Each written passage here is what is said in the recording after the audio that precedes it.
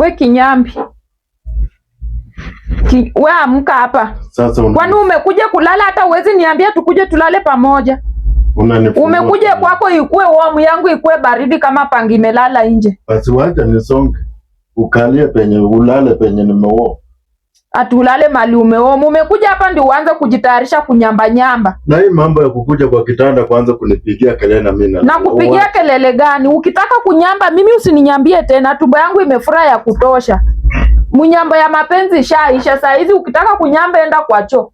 Ujui malicho iko ndio unakuja kuninyambia kila usiku kwa bed. Pia wakati unataka kukojoa tafadhali. Hii malazi nimeshinda nikianika nje. Tafadhali. Na unatokanga mapema unaenda job. Unaacha mimi nichukue malazi, bedsheet niende nianike huko nje wakiniona. Zimechora mamapu za mkojo yako. Alafu unalalamika juu ya kunyamba. Tulikuwa tuende personal. Tulikuwa tufike personal. Mimi tunaongelelea vitu zingine ushaeka, sasa unaanza kunitusi. Wacha mimi siku. Unaanza kunitusi ndio. Umesema mimi na nyamba.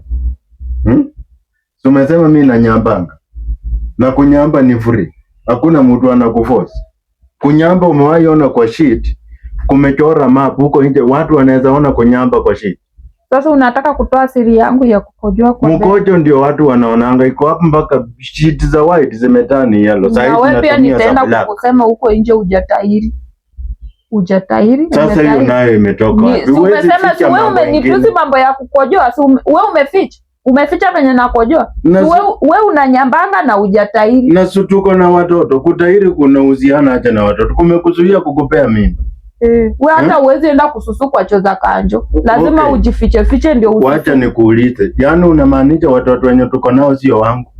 Niende niambie majirani venye hujatahiri ndio ujue kwa nini kutahiri ni muhimu. Hakuna shida. Si mtu anaweza tahiriwa hata akiwa mzima.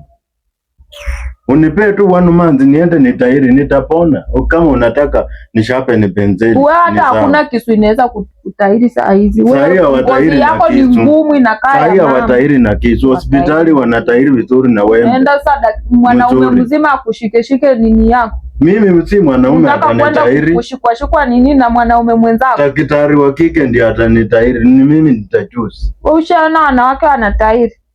Si wanatahiri. Hebu toka hapa hivi. Penda kierere. Napenda kujiamulia vitu sana. Nakuja kulala. Sasa unaniacha kwa huko unakuja kulala peke yako. Ama kuna side chick ulikuwa unakuja kuongea na yeye. Hata hivyo hakuna demu atakukubali na hiyo nini ngozi yako refu.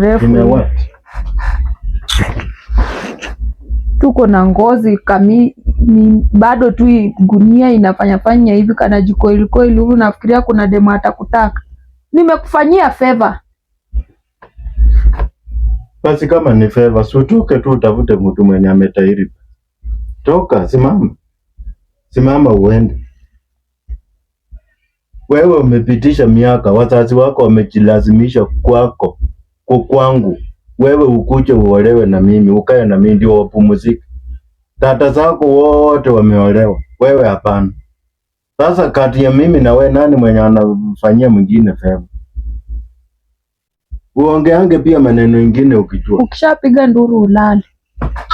Mwanaume wa mdomo. Pia wewe ukipiga nduru ukimaliza ulale. Na providiwa kila kitu lakini hutaki kusikia.